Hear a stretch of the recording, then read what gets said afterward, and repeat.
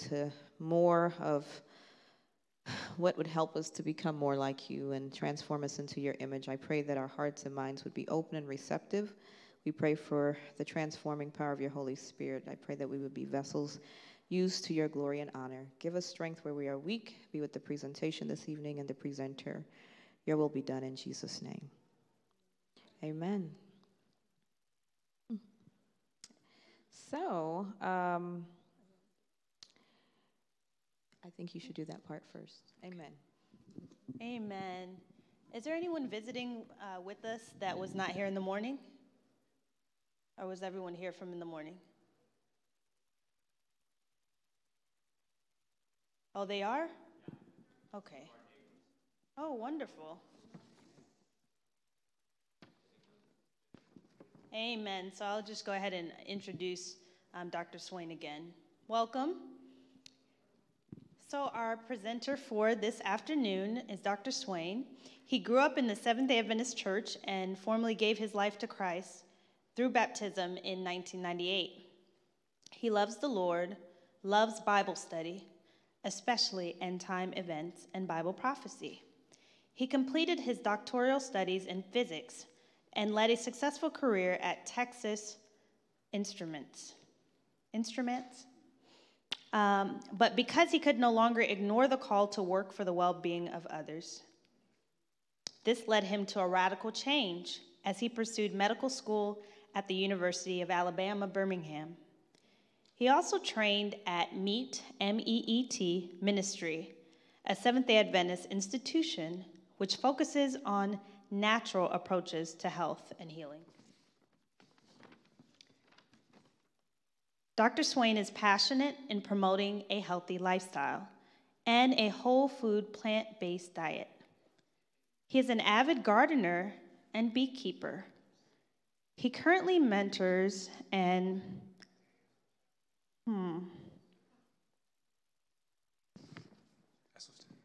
Esselton support group, which comprises members seeking to reverse chronic and acute diseases through dietary and lifestyle changes. He currently lives in Elk Creek, Kentucky, and attends the New Albany Seventh-day Adventist Church. Today, he is here with his family, his wife, Dr. Leah Swain, and their 3 children, daughter Faith and sons Jared and James. He is a cardiac anesthesiologist at the Norton Children's Hospital in downtown Louisville. During his pediatric anesthesiology fellowship at the Riley Children's Hospital here in Indianapolis, he had attended a local church. Thank you, and at this time, we want to welcome Dr. Swain.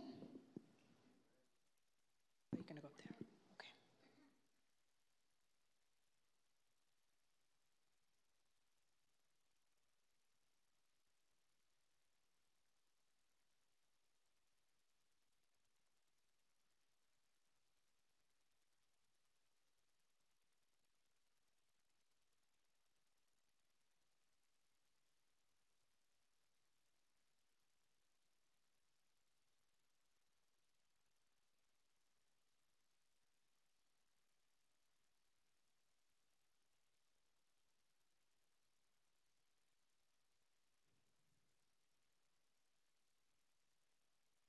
Okay. Testing, testing.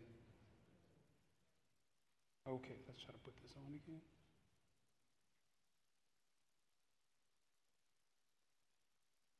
Okay, how is that? All right. Well, welcome back. Welcome back to the faithful few. All right. So, what we have covered in the morning discussion was the relationship of health as it relates to the spiritual, and also we touched on the mental. This afternoon, we're going to get down to where the rubber meets the road, so to speak, and talk about the physical aspect.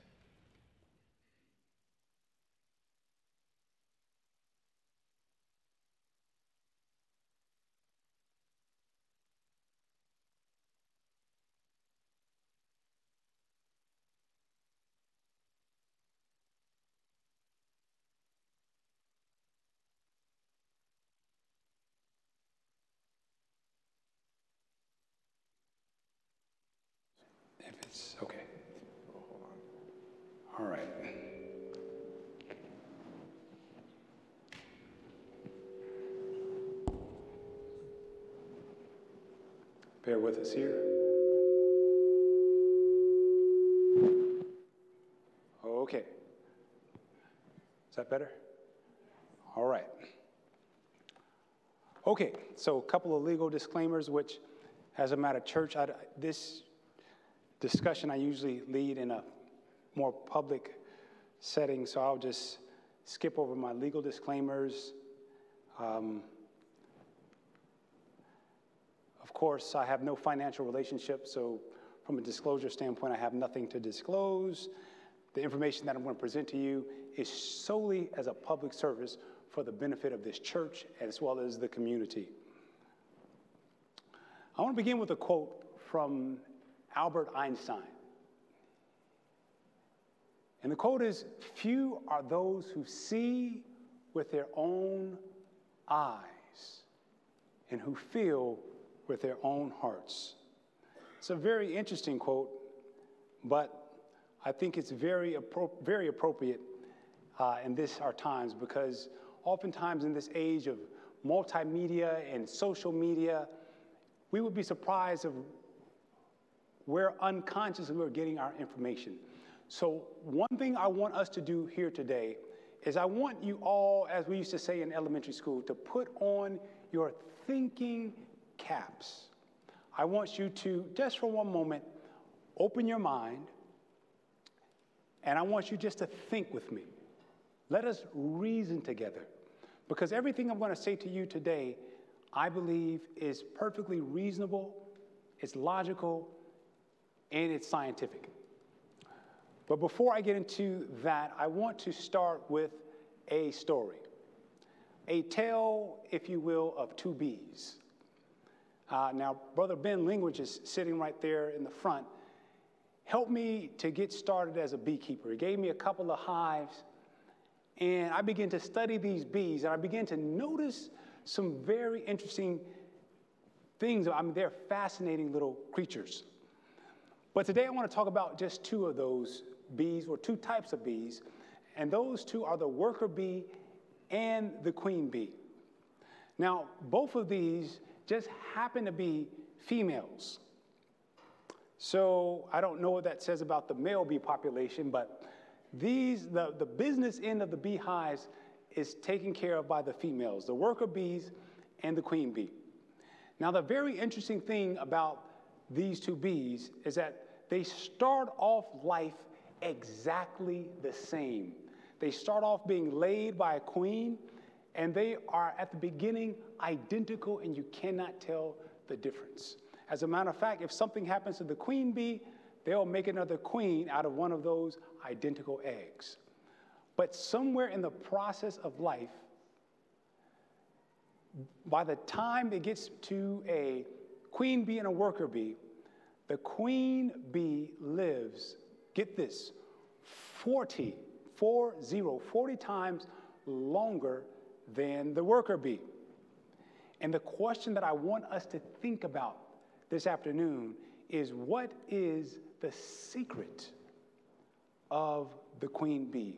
What is her secret? And I want you to just tuck that thought away in your mind, and we are going to switch gears and move on. We'll come back to the bees shortly. So now I want to talk about something that is what we call an elephant in the room. An elephant in the room. It's something that's we can try to ignore if we want to, but it's so large, it's so encompassing that it's becoming harder and harder to ignore. In fact, you can say that America now, we are in a crisis. Not going to be in a crisis, but as of today, we are in a crisis. And do you know what that crisis is? Well, I will tell you. According to the New England Journal of Medicine, this is probably one of the most prestigious journals of medicine in the world. But according to the New England Journal of Medicine, for the very first time in the history of this country, in fact, for the very first time for sure in this country, we are expecting a decline in the life expectancy of our children. In other words, our children will not live, according to the statistics, they will not live as long as our generation. And that, my friends, is startling news. Startling news.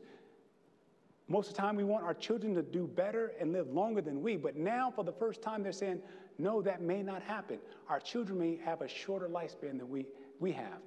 And the reason can be traced back to the obesity epidemic. Now, here behind me, there's a map. And this map is a map of the United States, the lower 48. And it's color coordinated to show you the varying amounts of obesity of states that registered. It starts off with white, where there's no data. Light blue, meaning the obesity rate in that state is less than 10%. Then you have a little darker shade of blue, which means obesity is between 10 and 14%. Then you don't have it here, but the navy blue is between 15 and 20%. And then you see the beige, 20 to 25, orange, 25 to 30, and burgundy, greater than 30%. Now, here we start in 1985. 1985, and you can see the relative rates of obesity in the country. Now, as you advance, and you go from 85 to 89, you see a trend. When you go to 89 to 90, you see it increasing more. And as you walk down the years, you can see what is happening in this country.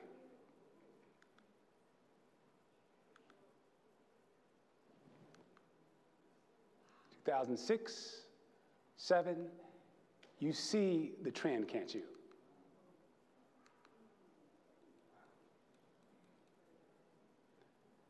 I think 2012, nope, 2014. There we go. That's 2014. So do you see in a short space of time, the rates of obesity have skyrocketed? In fact, this is our idea of walking a dog these days.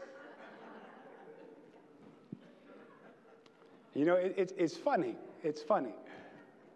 But the reality is the implications of this are not very funny, because obesity is directly related to chronic disease.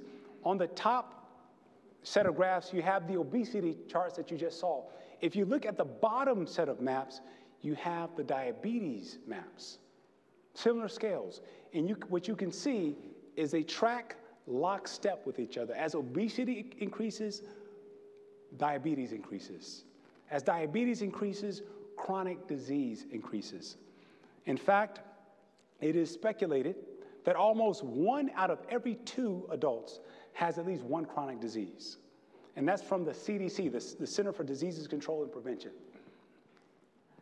In fact, they're saying now that more than 1 in 4 Americans, you're talking more than 25%, more than 1 in 4 have 2 or more concurrent chronic diseases. In fact, they also say that 2/3 of the increase in healthcare spending, you hear a lot of that in the news, is due to the increased prevalence of treated chronic diseases. One more statistic I want to show you. It says that researchers predicting that a 42% increase in chronic disease by the year 2023, that's just a few years down the road, is going to add 4.2 trillion with a T dollars revenue spent in treatment costs as well as lost economic input. And so all of this comes back to this question: will today's children die earlier than their parents? Startling statistics. Again, the BBC, it's all over, is reporting the trends not only now in the United States. It used to be something that was strictly in the United States, but now we're seeing this trend in most of the developed countries following behind. And so all of this, my friends, is very sad news. Very, very startling news. And a lot of the diseases, these chronic diseases, have been touted over the years as being incurable. No hope. Well, I have come here today to tell you that there is some good news. There is some good news. That a lot of the things that we have previously thought to be incurable, surprisingly, we are now finding that some of them, not all, but especially the lifestyle-related illnesses, are actually curable. And what I would like to discuss with you for the next several minutes is how. How? Well, the answer brings us back to our insect friends, the bees. There you have the queen bee right there in the middle. Now, it's interesting, when I first started working on bees, I couldn't look at that picture and tell who's what, but now it's very obvious. But the question is, what is the secret of that queen bee? Could anyone dare to take a guess? Except Brother Lingrich. What's that? Well, I heard it. It is her diet. Exactly. It is her diet. So the secret of the bee is that she lives 40 times longer than the other non-queens. It is believed because of the immune-boosting, anti-inflammatory, anti-aging properties of a special food that they feed her called royal jelly. Royal jelly. Now, I'm not here to promote royal jelly per se, but I'm here to tell you that what we eat and what we take in has direct consequences on our longevity and on our physical health. And the problem in this country is, for so long, people have been fed by the food industry that pays no attention to health, and they're treated by a health industry that pays no attention to food. And so the reality is, my friends, is that the root cause, if we really broke it down to the brass tacks, is the crisis is caused by what I like to call the SAD diet, or the standard American diet. Let that sink in. All these things that we enjoy so much, that are pushed upon us by the media, by commercials, by television, by ads, by social media,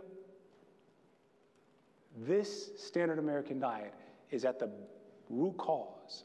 Now, you may say, okay, can you prove that? I say, yes, I can prove it. But I don't have to prove it. Science has proved it. And this is the Obesity Society. It says, they say that a plant-based diet shows more weight loss potential than counting calories.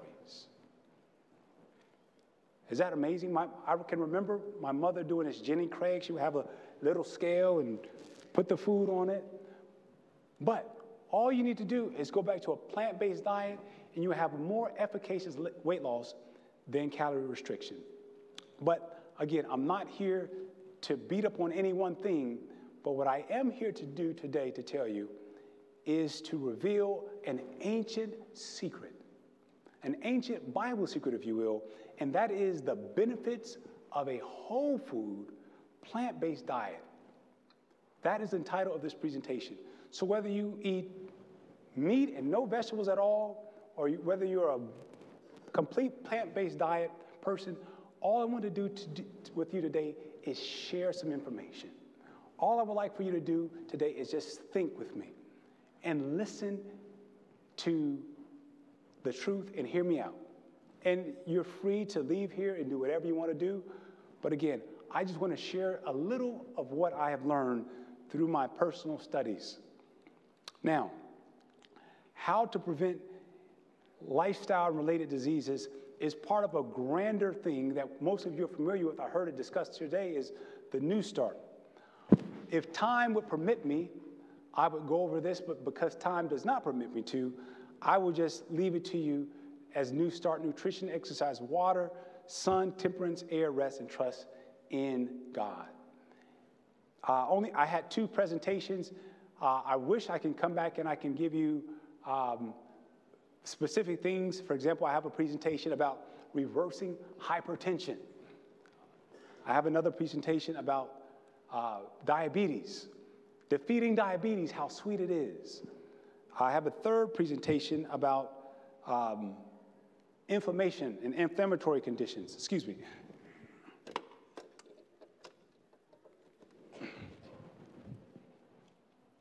Running out of power here, but that's okay. Let me try to see if I can plug in over here. All right. But today's presentation is the benefits of a whole food plant-based diet. And I'm going to focus primarily in just 3 areas. I'm going to talk briefly about heart disease, obesity and diabetes, and hypertension. And again, today we're just going to touch the surface, give you some general principles. I would encourage you to not stop here, but to go and continue this research, because again, what I am telling you is freely available information on the internet. If you want some specific resources, you can come and talk to me afterwards, and I can provide those for you as well.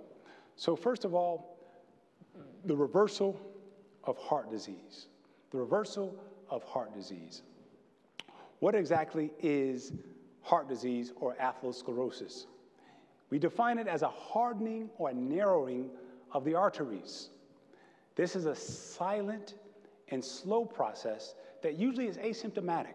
Usually people don't even know what's happening because the body is so fearfully and wonderfully made and designed that it can take a lot until blood flow is put at risk, and then it leads to heart attack, strokes, or peripheral vascular disease.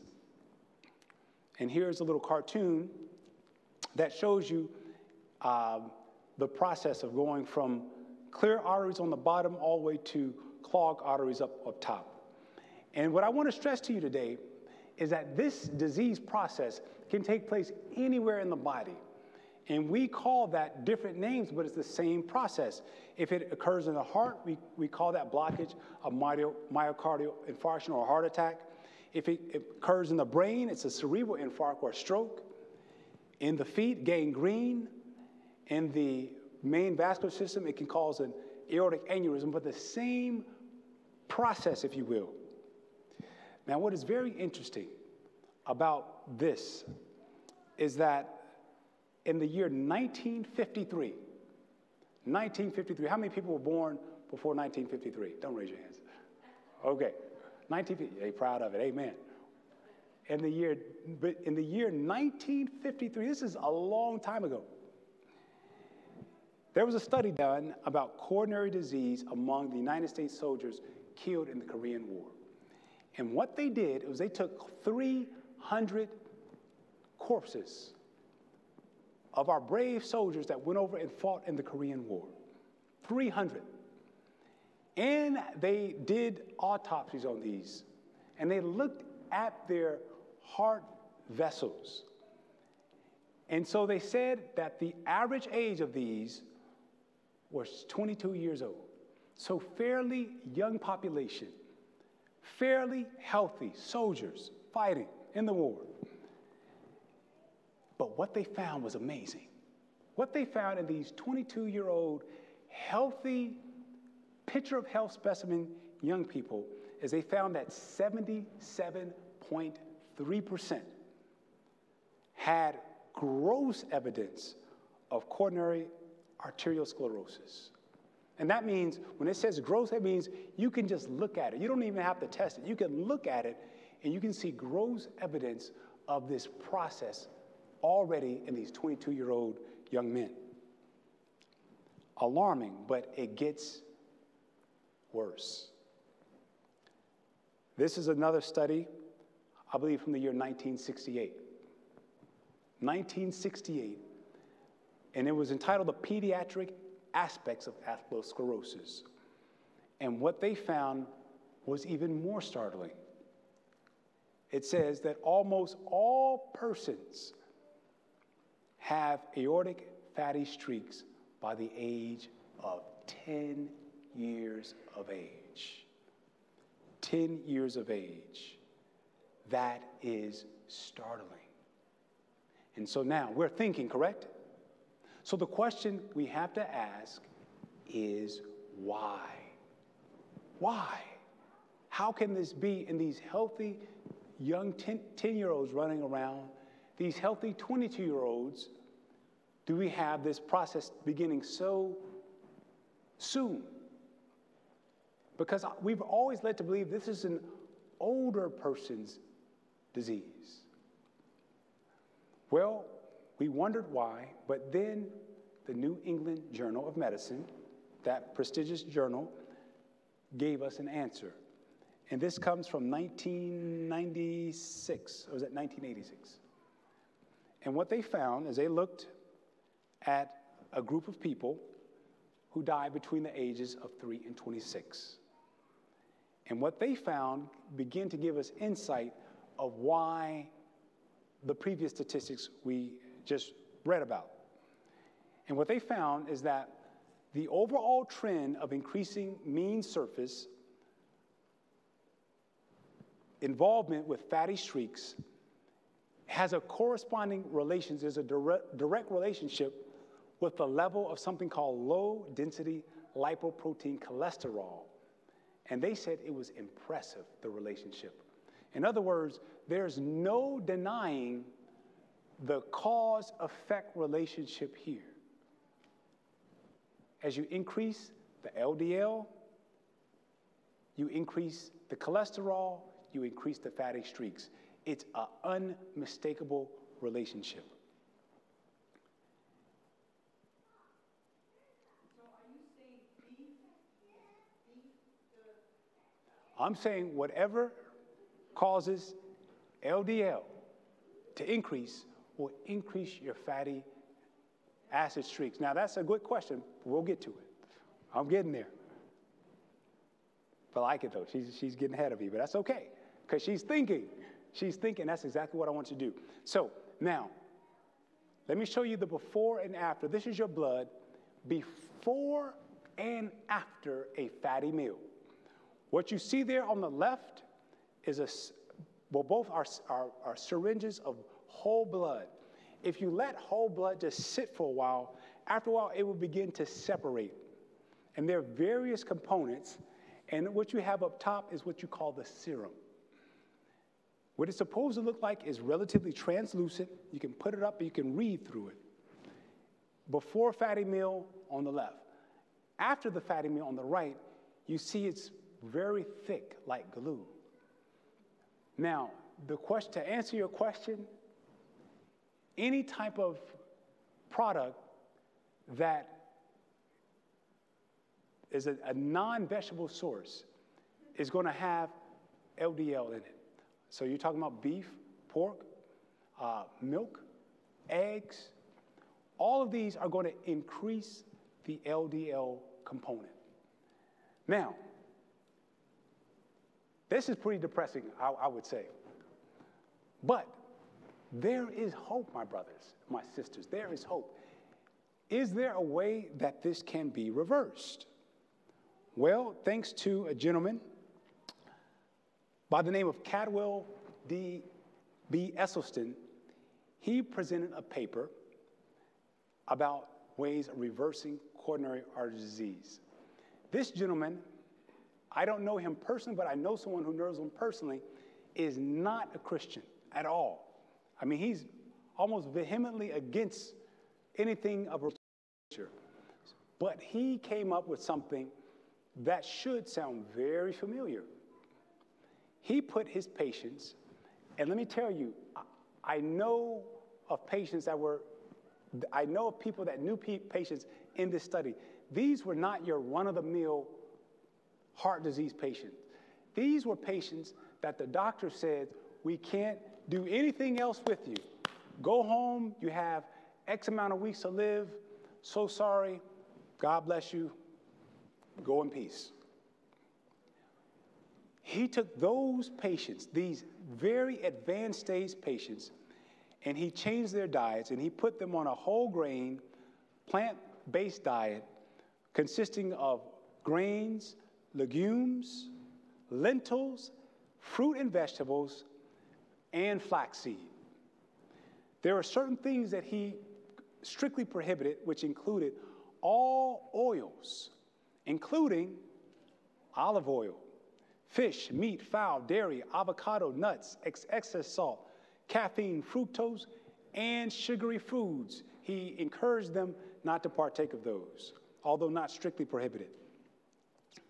I would say number 6 and 7, I would put an asterisk by these because, again, these people were in extreme circumstances.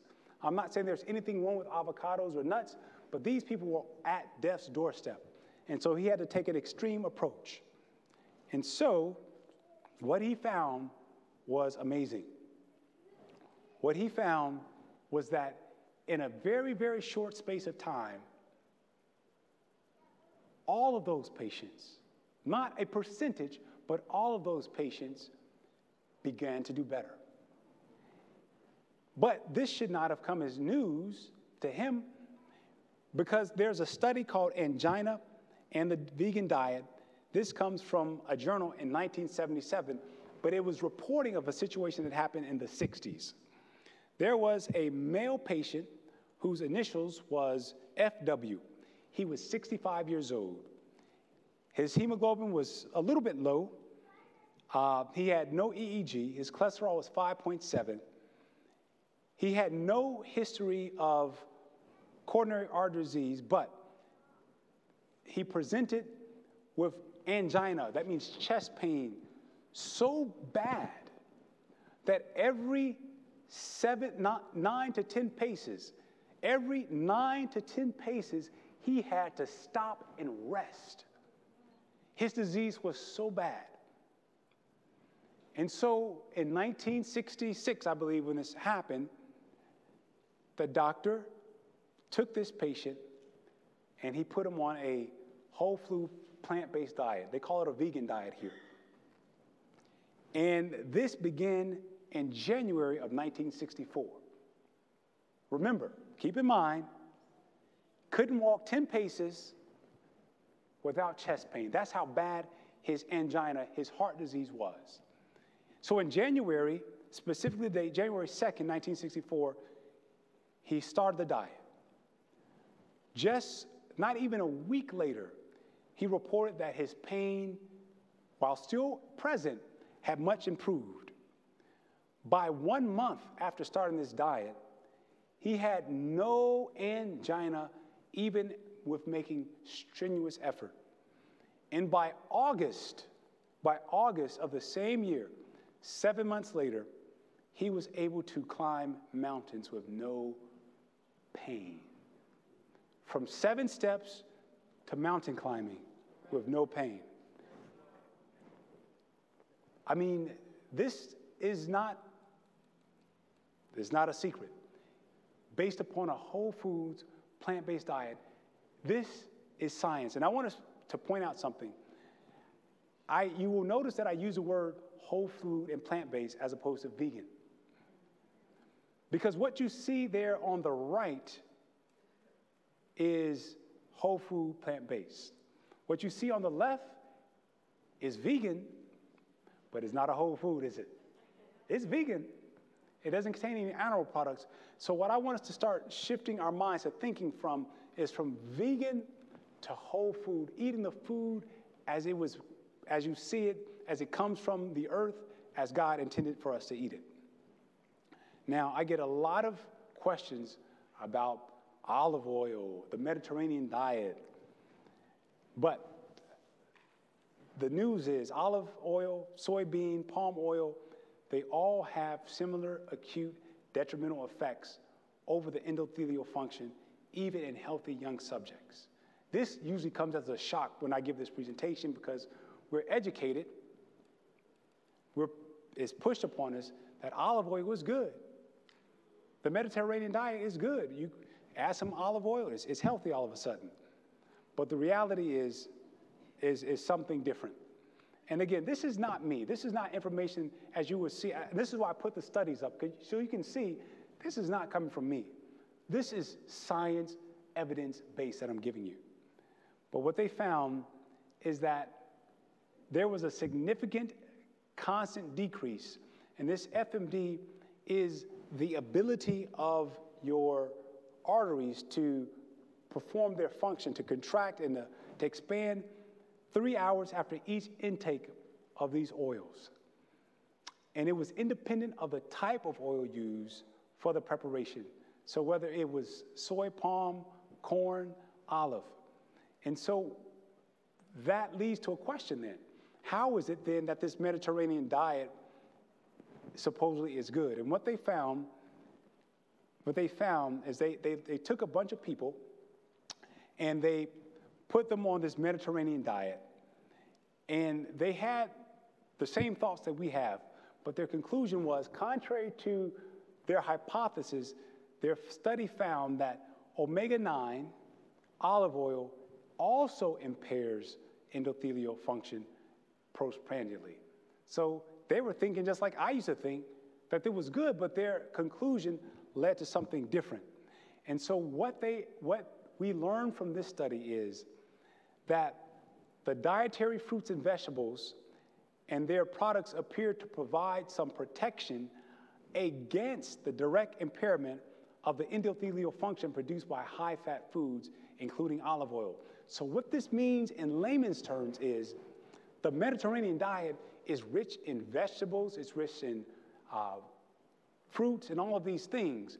And so the benefit that you get from the Mediterranean diet, including the oil, is in spite of the oil, the vegetables, the high vegetable content, provides some degree of protection against the impairment that's caused by the olive oil alone. And so when you look at the Esselstyn group, the top scan, or the scan on the left, shows you that artery. And you see how it narrows down there? Let's see if I can. You see how it narrows down there? This is result of the coronary artery disease.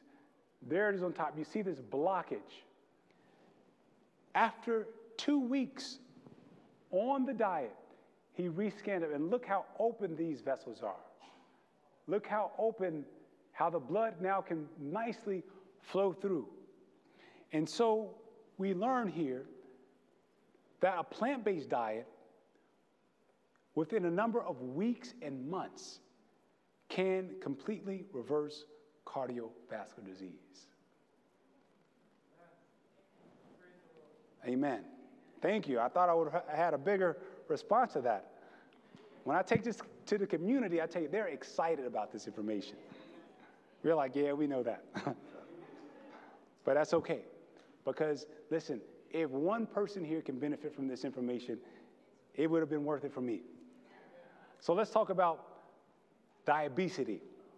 Reversal of diabetes and obesity. This is something that now kind of strikes close to the home, because even if you don't have diabetes, I guarantee you probably know someone who does. And even if you're not obese, you probably wouldn't mind shedding a few pounds, myself included. So,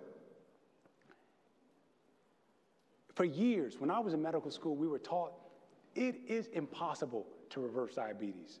Once you have it, I remember my professor said, once you have diabetes, you have it forever.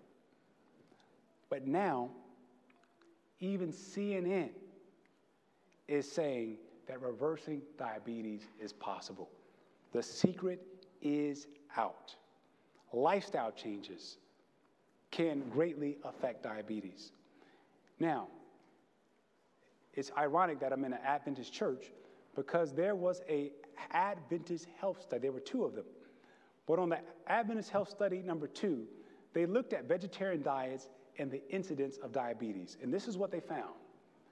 They found that vegetarian diets were associated with a substantial and independent lower incidence of diabetes in non-Black as well as Black participants, indicating the potential of these diets to stem the current diabetes epidemic.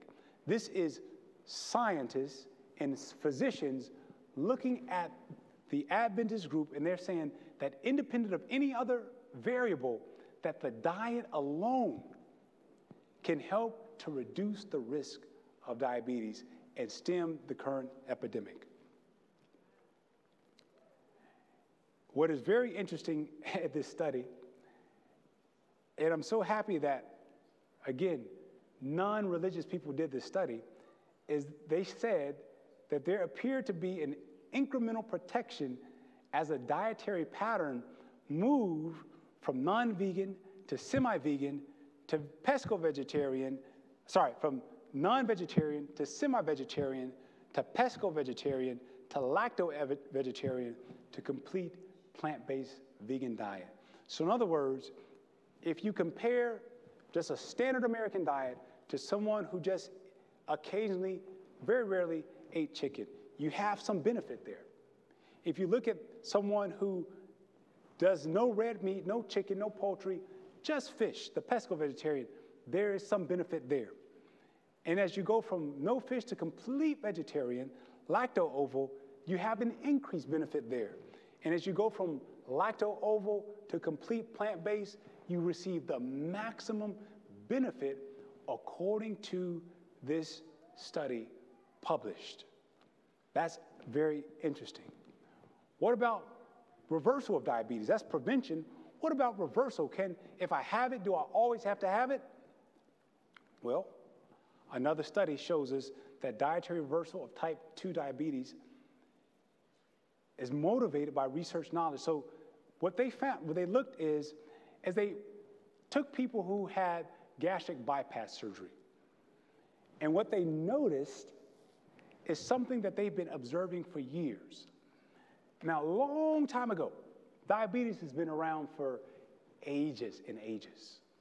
A long time ago, when they used to have walled cities, people had diabetes back then. And what they noticed is that occasionally an enemy will come and they would surround the city. They say, we're going to take your city.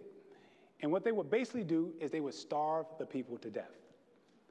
But one thing that they noticed is that the people who had diabetes, all of a sudden their diabetes got better during these sieges. And they said, wow. And this was actually reported in 1870 when they started to test the urine. They said, well, their urine is no longer wasting sugar. And the reason why they found is that the food was limited. And so the people started to go from a standard meat diet to a vegetarian diet. They had to eat weeds and things. And their diabetes got better. And what they found recently is that when these people had this surgery, they noticed also that temporarily the blood sugars increased with the decrease in the fat content. And I'll just give a little plug for this book, Obesity Code. How many of you have heard of this book, Obesity Code? This book is powerful. And it's powerful because it doesn't even focus on plant-based or anything like that. It focuses more so on the intervals of our meals. Years ago, they used to say, well, if you eat 6 small meals, that's better for you as far as to burn weight than what we've been told hundreds of years ago, to eat at regular intervals and not a morsel between meals. How many of you heard about that? Well, this book, flying in the face of all this 6 meals, snacking in between, says no. That is part of the reason for the obesity epidemic. But then again, I can't get into that right now, but very interesting. But what they found in the study is that glycemic, or the blood sugar, and cardiovascular parameters improved in type 2 diabetes when they put the patients on what they call a high nutrient density diet. And with a high nutrient density diet is is, let me skip ahead here. They, first of all, made them eat at least one large green salad per day with nuts and seeds. They had them have one bowl of vegetable bean soup, 1 to 2 ounces of raw seeds, 3 to 4 fresh fruits, 1 large serving of steamed greens with mushrooms and low-starch veggies, 1 serving of non-bean starch, such as squash, oats, or rice, and they cut out white flour, sweets, oils, and they limited animal products to 12 ounces a week. Now, let me show you what they found. This is amazing. This is amazing. So the way we measure diabetes in the medical community is something called the hemoglobin A1C. It's how we measure it. And if your hemoglobin A1C, which is on the vertical axis, is less than 6, you don't have diabetes. You are in the green zone here. If it's above 6, then your blood sugar over the last 3 or so months has been out of control. So from 6, let's say, to 7, it's still good. I mean, the doctors, this is where the doctors try to get their diabetic patients to have their hemoglobin A1C less than 7, somewhere in that 6, 7 range. That is the goal. However, if it's above 7, then you just kind of been out of control all over the place. Does that make sense? Hemoglobin A1C, above 7 is out of control, uncontrolled diabetes. Appropriately treated according to medical textbooks is less than 7, somewhere in that 6 to 7. And most people who don't have diabetes, theirs is going to be less than 6. So they put all of these patients, all of these 13 patients who started off with varying degrees of blood sugar control, as measured by the hemoglobin A1C. You see some controlled, some not controlled.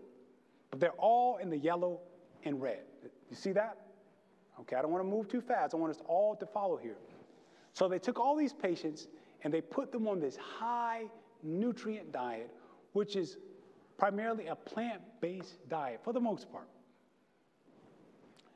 And so they begin to track their hemoglobin A1Cs monthly. So this is what happened after the first month on the diet. All of the numbers improved.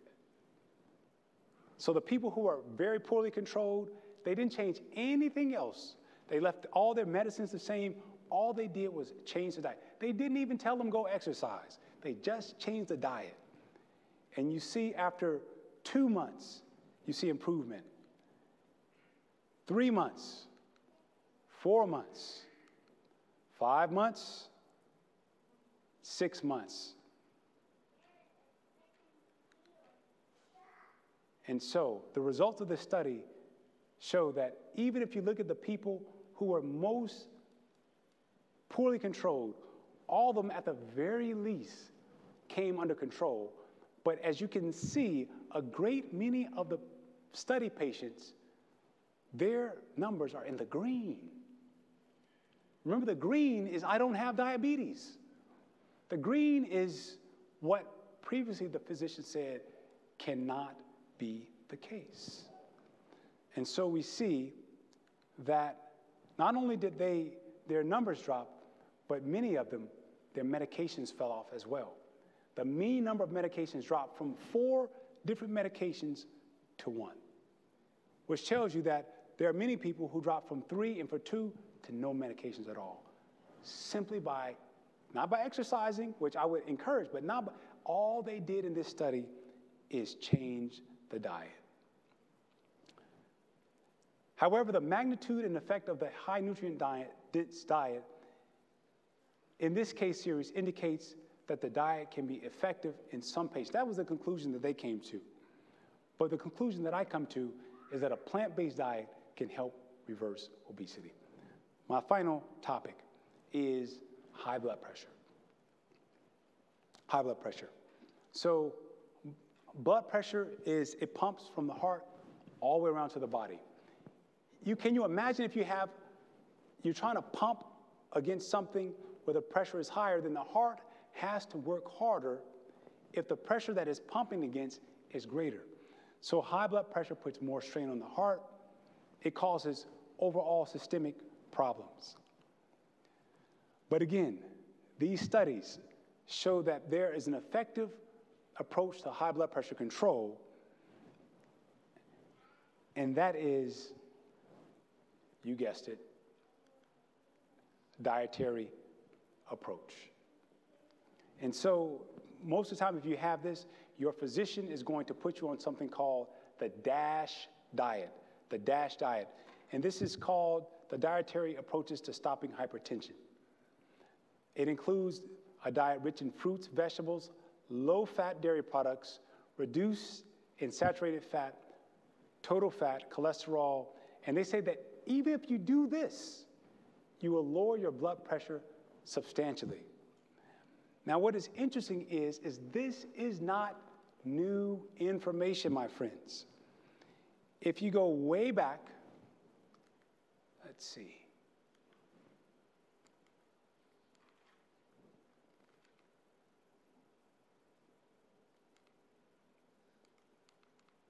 There. This study comes from 1926. 1926. Anybody born before 26? All right. So this is older than any of us here. They found the relationship between what they call protein foods and hypertension. And the way they did this is they took some healthy college students and they who were usually on a lacto-vegetarian diet, and they put them on a meat diet. And what they found is immediately increase in their systolic and their diastolic blood pressures only after 11 days, after the meat was added to the meal. Then going to another study in 1974, they looked at the blood pressure of vegetarians, and they declared that the consumption of animal products or foods of an animal origin is highly significantly correlated to increases in systolic and diastolic blood pressure, even after age and other factors were factored out. And again, there's study after study after study after study. But the conclusions that they're finding is that this is a study that looked about people in rural China. And they found that where meat is not used as a general diet, being almost entirely limited to weddings and funerals, so special occasions, what they found is that there was very little increase in blood pressure as you went from 16-year-olds to 70-year-olds. The blood pressure almost stayed flat, strictly by these people following a plant-based diet. Let me skip ahead here, because again, the studies are unequivocal that a plant-based diet can help reverse hypertension. Now, inevitably, somebody here is thinking, well, what about protein? Where am I going to get my protein? I've heard from my friends at work that to lose weight, that I need to follow a paleo diet, caveman diet, they call it, the high protein diet. Well, I will tell you honestly, I will not tell you that this diet will not help you to lose weight, because it will. It will help you to lose weight. But if you look at that book, The Obesity Code, when you look at that weight loss over a period of time, most of the weight loss is in the first year or two. But if you stretch that lifestyle out several years, you see that a lot of those weight losses are very transient. Another thing I like to point out, people who come and ask me about the paleo diet, I point out to them that if you look at the average lifespan of the people who follow that paleo diet, is between 20 and 35 years of age. Fit, but short lifespan. So, and recently I saw an article, and it talked about scary news about the paleo diet. And what they found is something that we've known for a long time, is that there is a relationship between the increase in protein intake and the cancer rates. This study from Cell Metabolism shows the reverse, that a low protein intake is associated with a major reduction in IGF, cancer, and overall mortality in the 65 and younger, but not necessarily the older population. So in other words, when you go from the high protein to the lower protein, you cut your cancer risk you cut it, I don't want to say in half, but you definitely reduce it. And they found this, they didn't see the correlation in patients over 65, but definitely in the younger population. And so they concluded, we provide convincing evidence, last line, that a high protein diet, particularly if proteins were derived from animals, is nearly as bad as smoking. Again, this is not me, folks. This is not even Bible, spirit, prophet. This is none of that. This is pure scientifically derived studies. So the vast majority of death that we see, the vast majority of premature death and disability, believe it or not, is preventable with a plant-based diet and lifestyle modifications. Now, I really appreciate you guys for hanging with me this long. I just want to close out with a little story,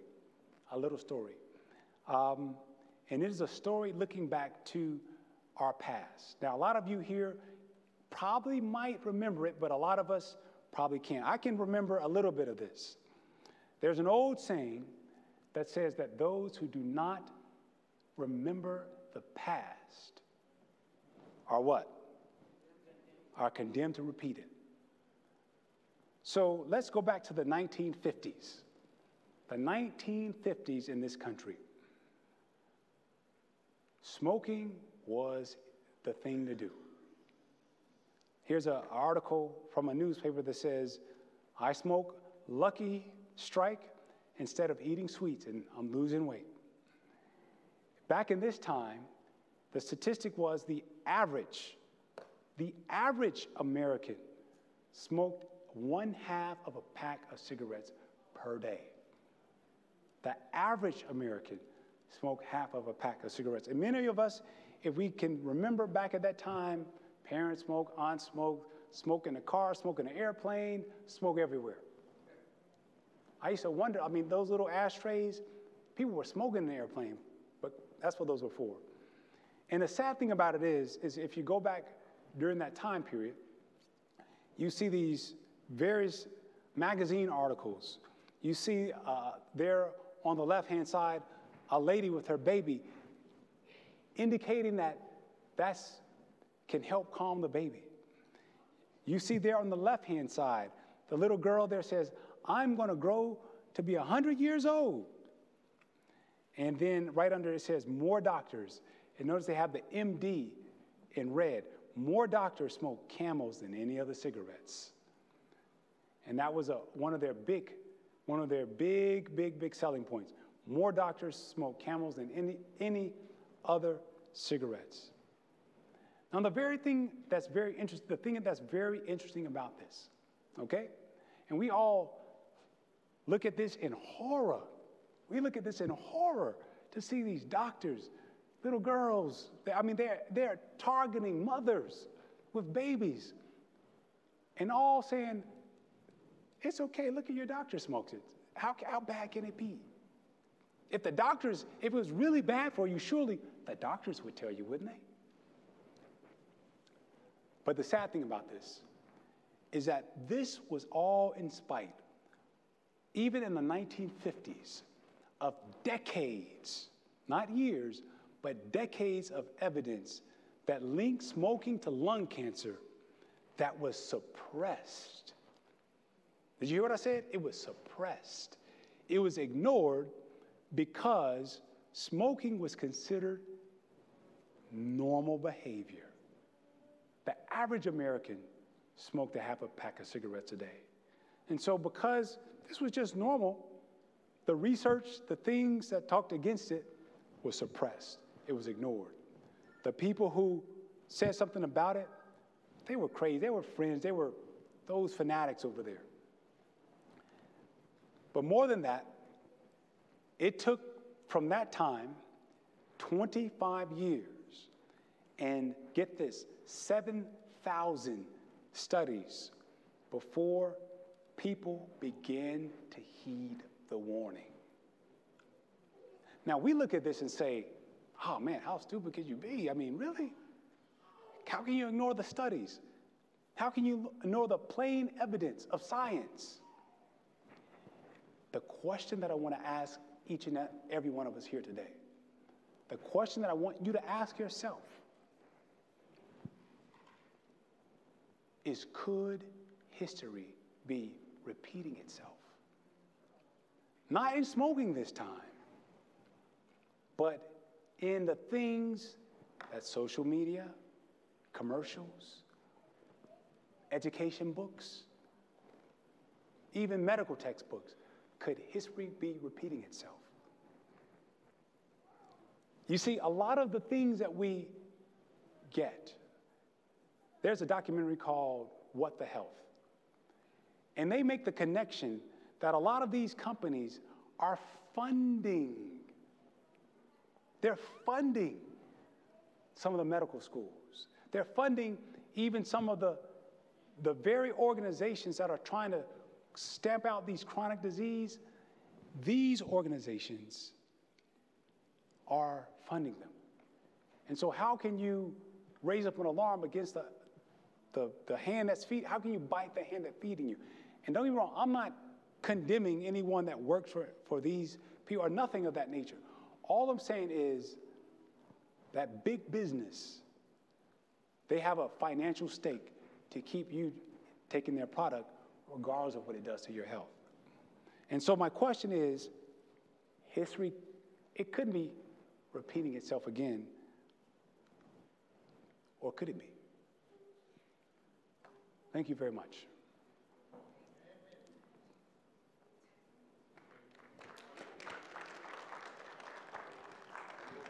Sure. Questions?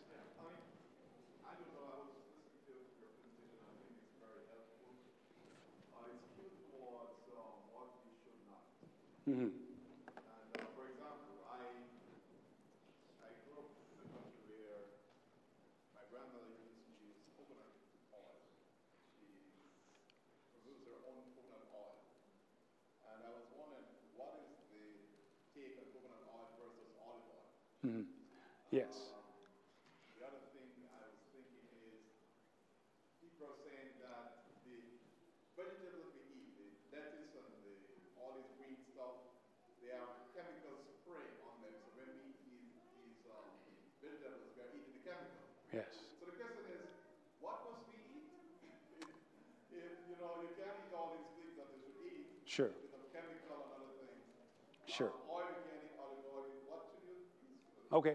So the question that was asked for those of you who may be watching on the live stream or who may not have been able to hear the question was asked is that the first part of it was that what is the relationship between coconut oil, olive oil, which is best?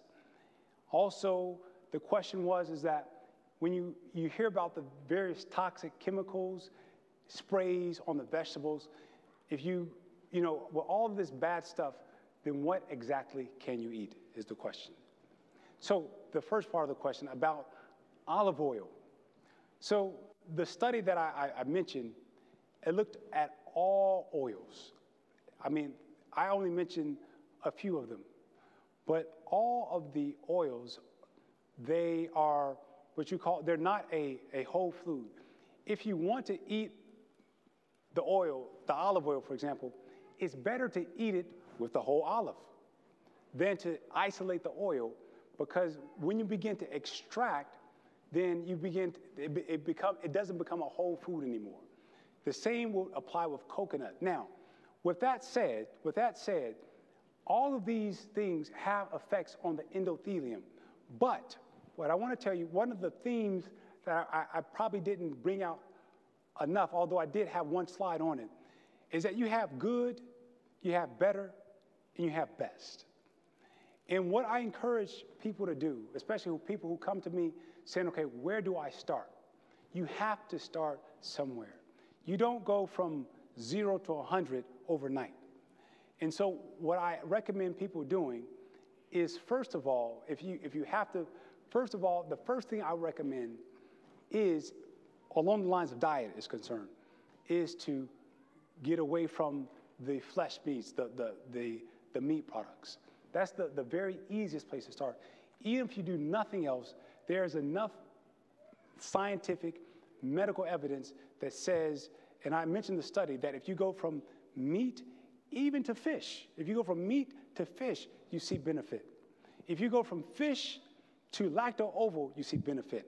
You go from lacto-ovo to vegan, you see more benefit. And so you see a stepwise progression and a benefit.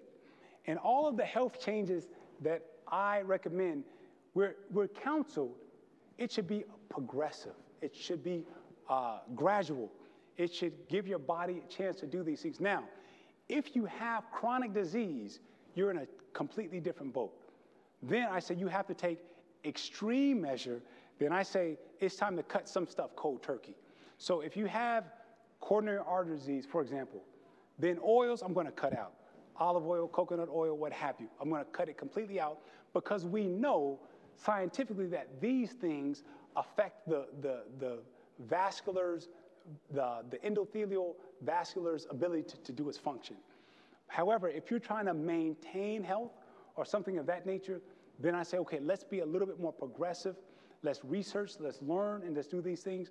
Also, I recommend people, again, if you are in the chronic disease and you have something going on, that you get with someone who has some experience who can kind of guide you through these things. But along the lines of maintenance or improving the health, then certainly I would say coconut oil is one of the saturated fat oils.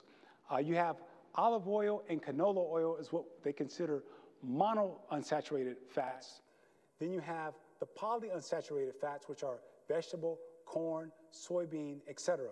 And so along the continuum of goodness, you have these monounsaturated are the best, and I would say olive oil would be at the top of that. Canola oil, I don't recommend, but that's another discussion. But then getting a little bit worse is your polyunsaturated fats.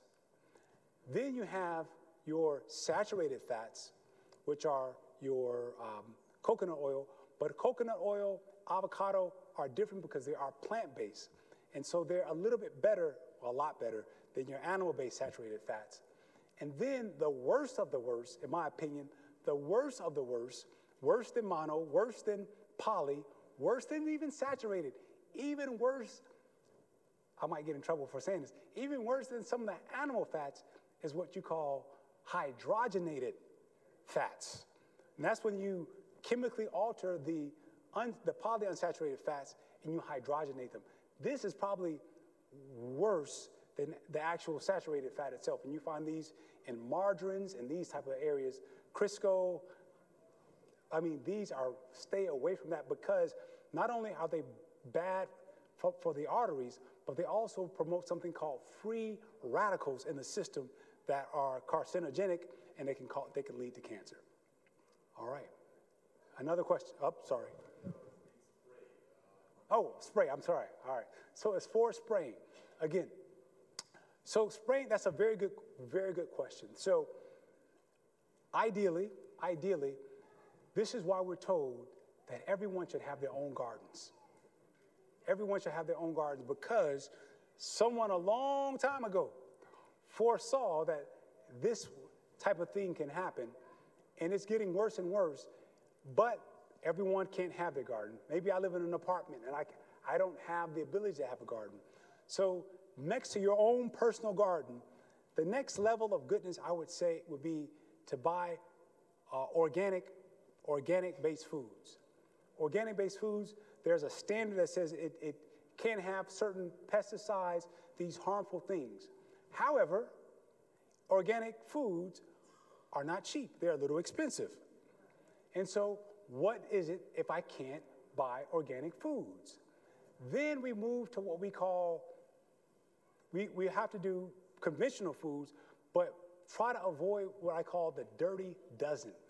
And it's not my invention. You can look on the internet and look up the dirty dozen. These are foods that are most sprayed with chemicals. These include foods, the general principle, if you can't remember what it is, foods that have a peel on it, like an orange or avocado, these foods are relatively safe because you peel out the outer layer and the food that you eat is kind of inside, so it's protected against the spray that they spray on these things. But other foods, such as apples, such as tomatoes, such as strawberries, these foods, various vegetable products, they spray them directly, and so the chemicals get directly on the food, and it's very difficult to wash it all away.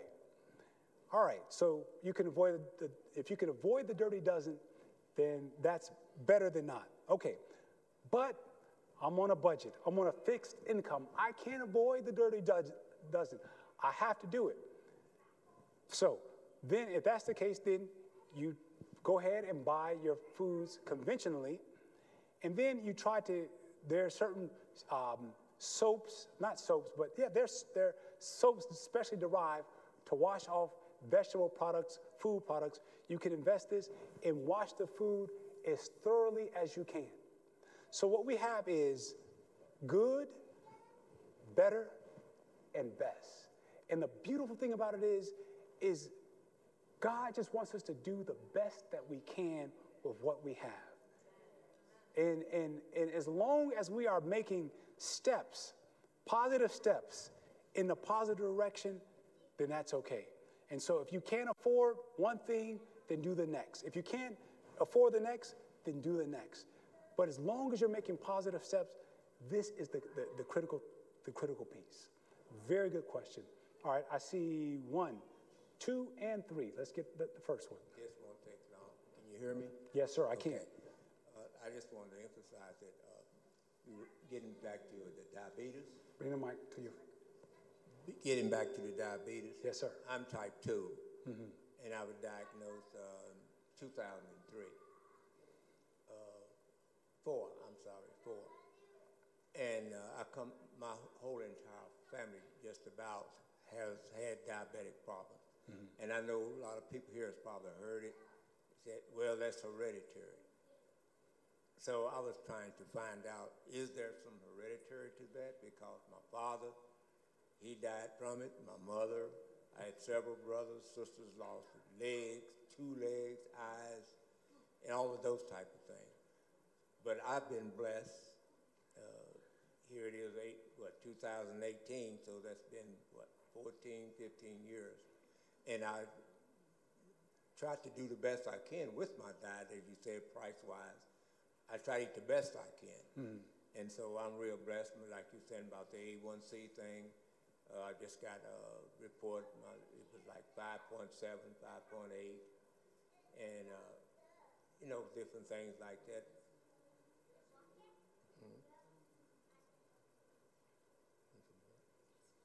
Oh, yes, and my wife reminded me, I was on insulin for about how many years? About 4 years. I was taking 4 shots a day. Wow. I was taking 1 for breakfast, 1 for lunch, 1 for supper, and 1 for bedtime. Now, here in the last 7 or 8 years, I take a diabetic pill, a half a pill twice a day. Praise the Lord. So I've come a long way. Praise the Lord. And the main thing, I changed my diet. Okay. And I eat soy food. We go to the store in Cicero, and it's expensive, but it's good for me. That's right. And for her. That's right. So I sacrifice and buy it. Okay. Thank you. Thank you. So to summarize his question, again, for those who may not have heard, and I appreciate that testimony. I appreciate it very much because it lends credence to everything we just heard here. This gentleman went from taking 4 shots of insulin a day, type 2 diabetic, 4 shots of insulin per day. Now he takes a half a pill twice a day. Praise the Lord. But his question was, is there some type of hereditary component? to diabetes, such that it's unavoidable? And my answer to your question in a simple word is yes. These things can be hereditary. However, let me point out to you, I like to use the loaded gun analogy. Hereditary genetics can load the gun. But if I put a loaded gun right here, how many people will it kill in this room? If I lay a loaded gun right here, it's not going to kill anyone. Why? Because I have to pick it up, point and shoot for it to do any harm. And the reality is, would it be easier for me to harm someone with a loaded gun or with an empty gun? A loaded gun. But yet and still, even with the loaded gun, I still have to do something to make it happen. Now, there are a lot of lifestyle diseases, specifically the cancers, that are hereditary. However, there are things that are in our environment, there are triggers, unfortunately, which we have not figured out all the triggers yet. And so, oftentimes, I'm thinking of a person right now, this person got cancer, and their wife got cancer. They were not even related. They were husband and wife. But they were living in the same place, and their environment was relatively the same. And so we see that there are other factors other than just hereditary that determine what happens. Now, with a lot of the lifestyle diseases, diabetes, blood pressure, high blood pressure, heart disease, oftentimes part of the pulling of the trigger with the loaded gun of hereditary is what we do. Some of it is not what we do. Some of it is environment. Some of it is stress, work factors. But some parts of it is what we do. Are we getting proper sleep? Are we having proper meals? Are we getting exercise? All these things. But since we're talking about diet, I will focus it there. And so oftentimes, when I grow up, I'm going to eat the food that my mother and father eat. Why? Because my mother and father cook for me. My mother and father are going to eat pretty much the food that their mother and father ate. And so we see a lot of things that we say is hereditary is because we're inheriting not only the same genetics, but the same lifestyle as our parents as well. But a lot of us, if we can think back, a lot of our older relatives, their lifestyles were horrible, but they lived 80, 90, 100 years old, smoking, doing all sorts of things. And I have people often say, well, my great-grandmother lived it, but this is what you have to keep in mind. Great-grandmother, she wasn't watching TV on the couch all day. They didn't even have TV back then. So what were they doing? They were out working in the garden. They were out getting sunshine, exercise. What were they eating? A lot of them were not the most rich people in the world.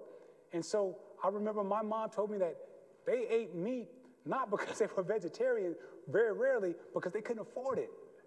And so they ate a lot of sweet potatoes, a lot of greens, a lot of these things, poor people's food. But they didn't know that that food helps to sustain in their lives. They didn't have chemicals, exactly. They didn't have all these sprays that we were talking about. And so we have to now extrapolate that into the 21st century where we have completely different lifestyles. So, short answer is yes, hereditary does play a factor. However, it is not the be-all, end-all. And I encourage you to keep on your dietary regimen, keep on your lifestyle regimen, because God wants you to even go further than that. But I appreciate your comment. Okay, I saw a hand right here in front. Okay, so, all right, so with the cleaning off the fruits and vegetables. Yes. What about using white vinegar to clean it? White vinegar. So vinegar is acidic. And acids, as long as it can help. It can, depending on what the chemical is based. Now, in science, this is a little bit technical, but I'll explain it to you as best as I can. Solvents dissolve solvents of like chemical structure. So in other words, it usually takes an organic compound to dissolve an organic compound. For example, the best one I can tell you is water and salt. Salt is ionically bonded, and water is also an ionically bonded thing, and so it can dissolve it very easily. But if you take salt, if you take water and oil, oil has covalent bonds. It's an organic compound. Water is not an organic compound, so you can mix the water and the oil up, but it won't completely dissolve. The benefit of a soap, by definition, soap has two ends on it. It has a hydrophilic, meaning that it likes water, and a hydrophobic, means that it doesn't like water. And what happens is that most of the chemicals and sprays of this nature are hydrophobic. And so what the soap does is, and I'm not talking about any soap, but the specific ones for this, is it bonds to those chemicals. And then the hydrophilic, the part that likes water, when you rinse it, it washes it all away. And so, in short, the answer to your question is yes. Vinegar is going to dissolve a lot of the acid type of things that may be on the vegetables. The acids or anything that is water soluble, it will help it. However, a lot of the sprays in these things are complex organic chemicals, and so to really get a lot of that, the bad sprays off, you probably need something a little bit more focused on that. But vinegar is better than nothing, again, long as you are rinsing it clean, so none of the vinegar is there. Sir? There's like a veggie wash product. Mm-hmm. I don't know if you've seen it or not, but do you have any comments on that? I would say this is one of the ones that I don't know the particular one you're talking about, but something along those lines. Just read the ingredients, make sure it's safe, the chemicals in it are okay. But if that is what you can do, that is better, definitely better than nothing at all. Okay? I saw another hand right here in the back, and then another one. Yes, at the start of your lecture, you mentioned 5 places in the world, and Loma Linda is one of them. What do they have in common? Loma Linda has multi-races, varied races, but the rest are all the same race.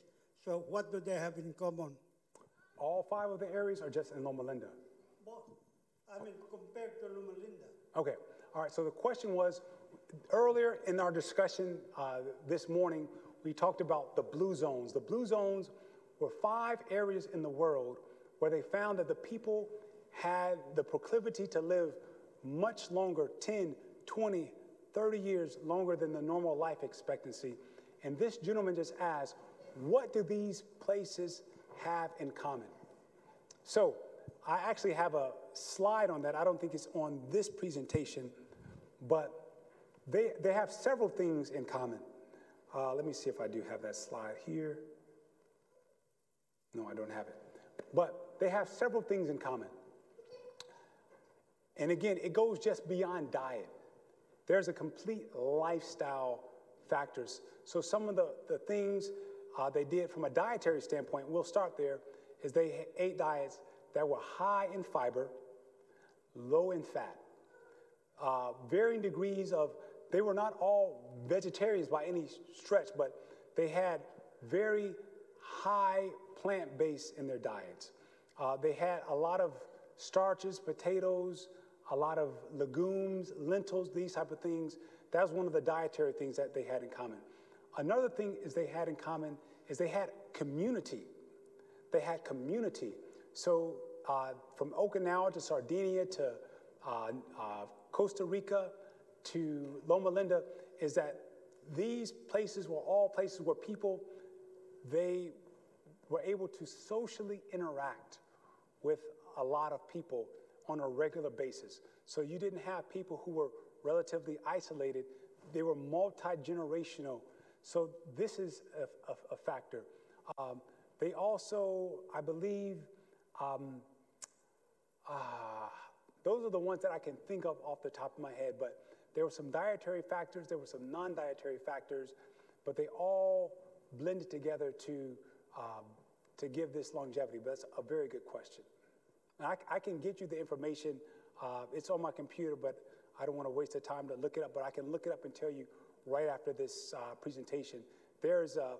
They had 3 circles, and the area that they interacted were those diets high in fiber, low in fats, community, I want to say, yeah, exercise, that was another one. They all, thank you, regular exercise, they walked here and there, these type of things.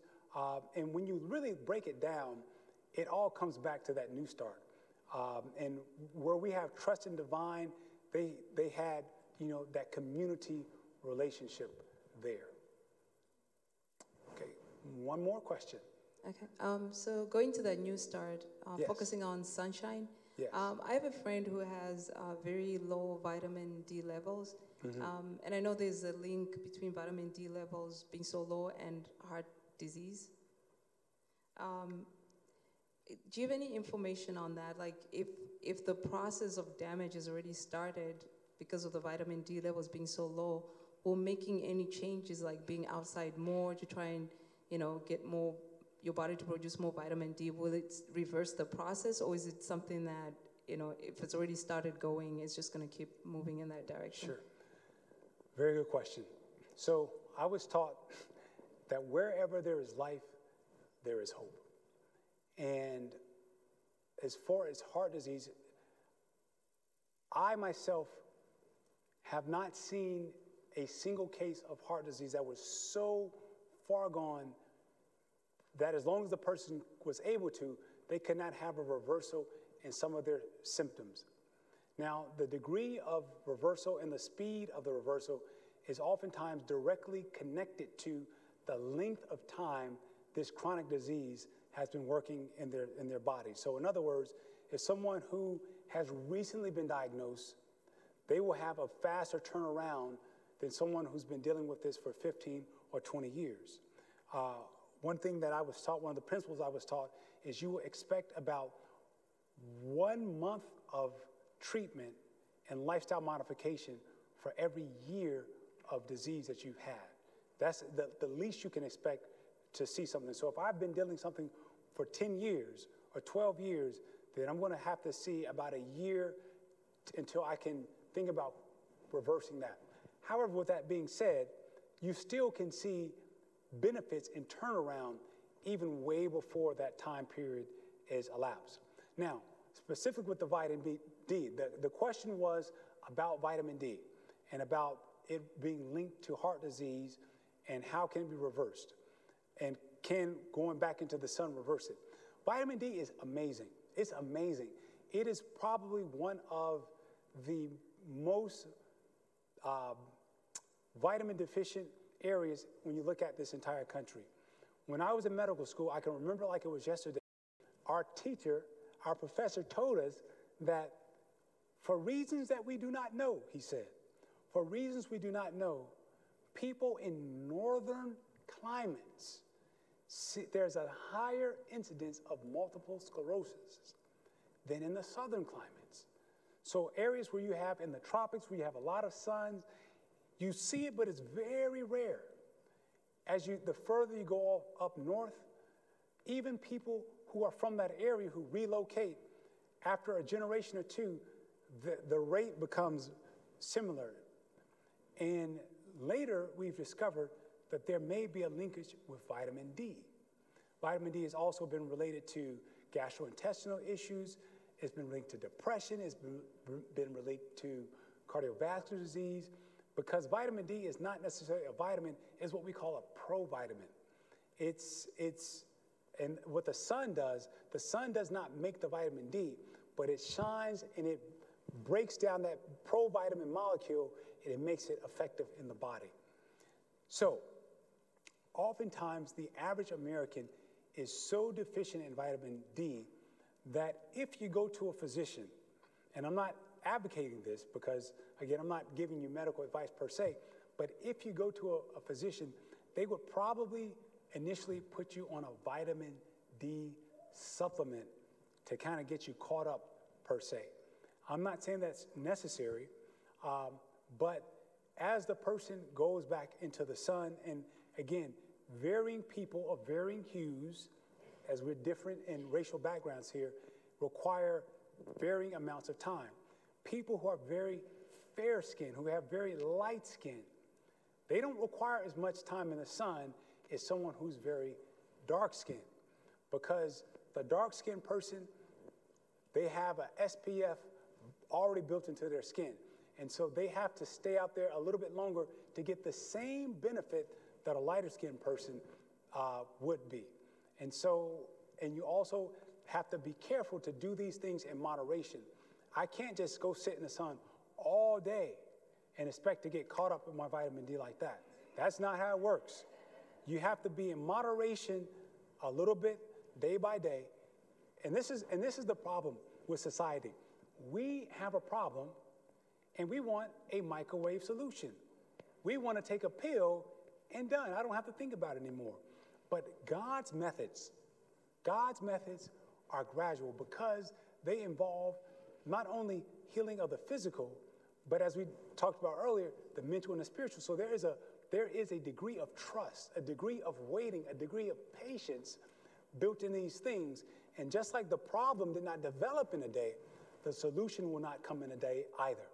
And so the friend that you're talking about, if I were advising that person, I would suggest to them that they begin gradually exposing themselves more and more. And it's going to be a process. It's not going to be overnight.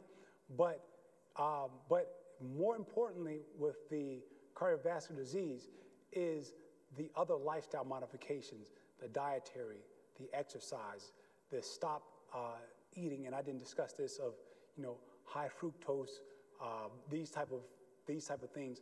A lot of the dietary nuance, you have to be on top of that, and the sunshine component will help, but it has to be an integrated solution to give a good and lasting effect. All right. Last question from our visitor who's not from our church. Okay, visitors' questions, not from the church.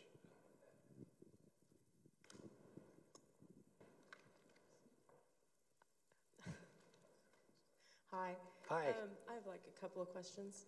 What would you say would be the 5 superfoods that you would recommend for plant-based, if you could have 5? And what would you recommend for dressing? Because I use olive oil on my salads. So what would you recommend that would be a good substitute for dressing on my spinach and kale salad? I'm sorry, go ahead. And what supplement, is it okay to take supplements? Since you're just doing a plant-based, is it beneficial to take a supplement? Excellent questions. Excellent questions. So this young lady had 3 questions. 3 questions. I like that. Final last 3 questions. But and I'll say this: if anyone had questions that they didn't want to maybe ask publicly, you can come to me afterwards, and also privately we can discuss briefly any questions that you may have as well. Just be mindful that other people may also have questions as well. So her questions were, what supplements do I recommend? What do I recommend for dressing? And 5 superfoods that I recommend. Okay, all right. So I'm going to take the questions in reverse order. Supplements. Now, along the lines of supplements, it depends. That answer depends upon what your diet is looking like. Ideally, we want to be, if we have a very well-balanced diet, if we have a well-balanced lifestyle, then our supplements should be minimal. If I'm eating my required servings of fruits and vegetables every day, if I'm staying away from, if I'm sticking to a plant-based whole foods diet, and I'm eating a variety of foods. One of my instructors used to talk about the dog food diet. You want to stay away from the dog food diet where you eat the same thing every single day.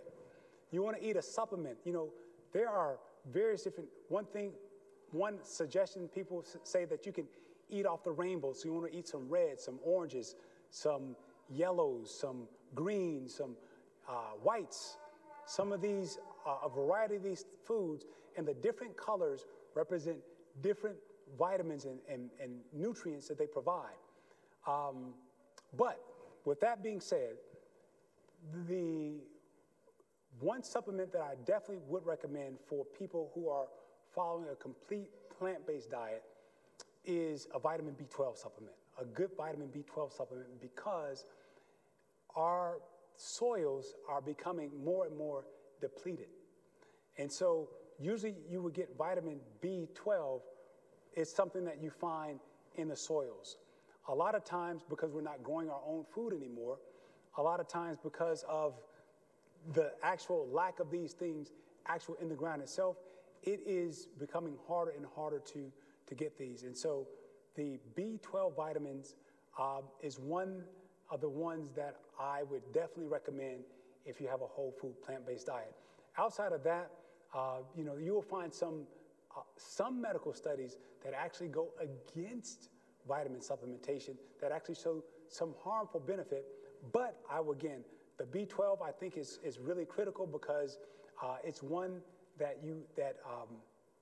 is directly linked to neurological damage, and so it's really important that you get that, and you can also check your levels with that as well.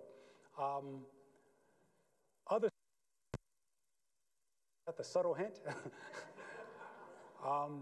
As far as the oil dressing, So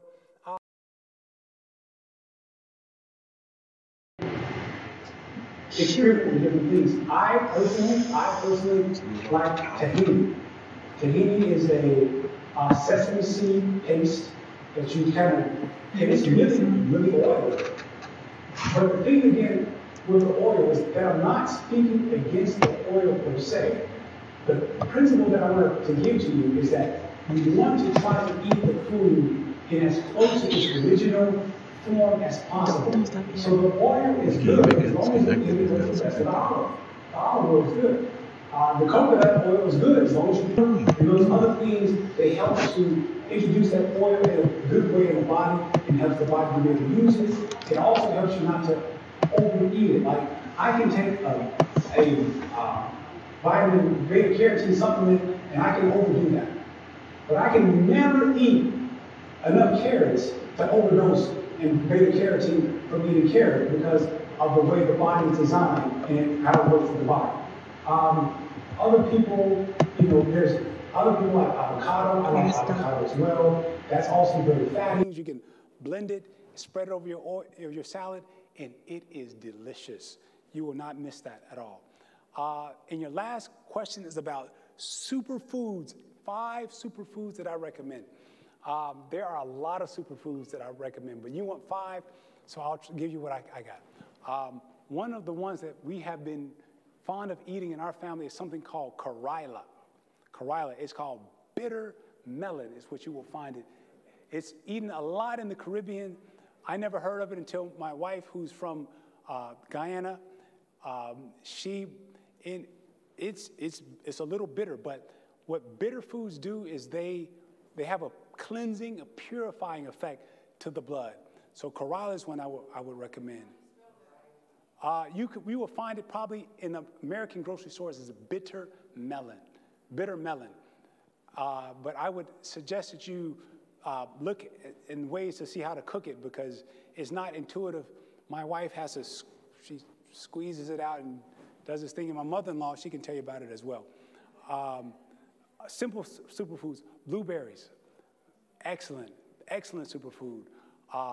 Kale, a lot of the greens, arugula, very, very high in iron content, very high in calcium. Superfoods, goji berries. I mean, any of these things, but the key is that the secret is not necessarily in the food. The secret, again, is the variety of things. The variety of things. There's a lot of the things that we think that, again, that I used to think were poor people food. For example, collard greens, superfood, because it's so loaded with nutrients and vegetables, nutrients and vitamins and such. The Caribbeans, people have something called callaloo. Again, superfood, very, very good, very, very good. A lot of healthful benefits for these things. And so, but the thing that I would encourage you is that if you can grow these things yourself, this is the best, because you know exactly what you're putting on. It's even better than organic, and it saves you a lot of money as well. So I thank you for those questions. If there are any other further questions, please see me afterwards. And I thank you so much for bearing with me, for sticking it out for the long haul. But it's been a blessing, and God bless you. Thank you for inviting me.